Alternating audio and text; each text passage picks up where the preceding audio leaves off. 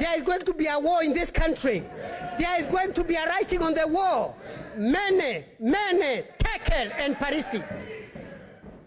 We will not sit here to discuss anything. Mr. Speaker,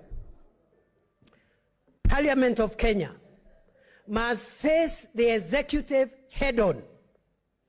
The Parliament of Kenya must face the judiciary head-on. There is no way we are going to entertain any arm of government to run this institution. We will not allow it. We are not kidding. We are not playing games. Arrest us, kill us, torture us. We will not yield. Mr. Speaker, the kind of anger we have caused in this country, I dread, God forbid, is the kind of anger that made the citizens of Burkina Faso to burn down parliament. And when the president of Burkina Faso, that was 3 years ago, I'm not talking about prehistory. When the president of Burkina Faso heard the parliament is in flames, he fled. His name is Blaise Compaoré. That's how he was voted out of office, by fire. Mr. Speaker, by fire, by force.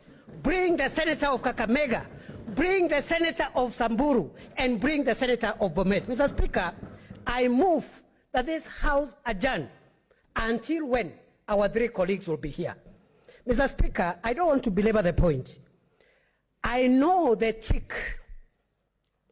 Those who are peddling a dangerous formula of dividing revenue in this country are using. They think without these 3, they have 24 senators to pass this ugly formula. We will not allow it. Mr. Speaker, I have before me here a letter which you have received in your office 10 minutes ago from the senator of Kakamega, Cleophas Malala, saying nobody should try to vote in his place. And I'm going to table it. It's received in your office. We cannot come here and trivialize a serious constitutional institution like the Senate. We cannot. And Mr. Speaker, today, history is before you. Today, destiny is staring at you. As the Speaker, who will deliver this Senate from the bondage of malevolent and capricious men. I want to end, Mr. Speaker. You know, there are people, and I'm glad some of our colleagues who were opposed to, who were trying to peddle this formula, toned down, including my student, the senator for Muranga. He has toned down. Mr. Speaker, there are people who have not given up, and they are trivializing this matter. And they think they are very big. We are being treated to things like system and deep state and deep what.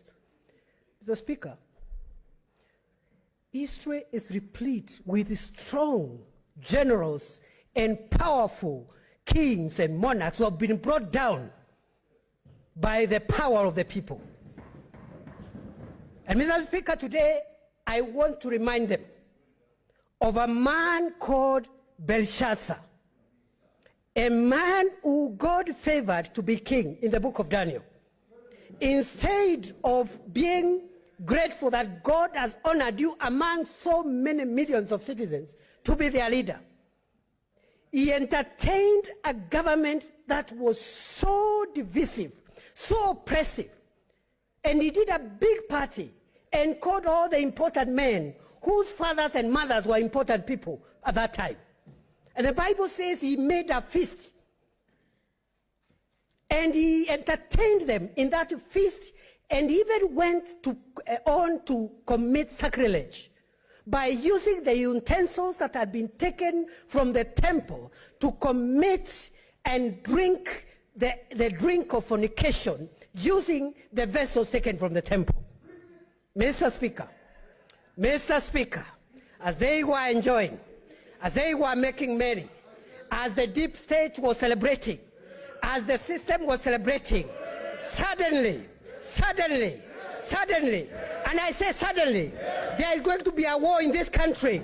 There is going to be a writing on the wall. Mene, Tekel, and Parisi.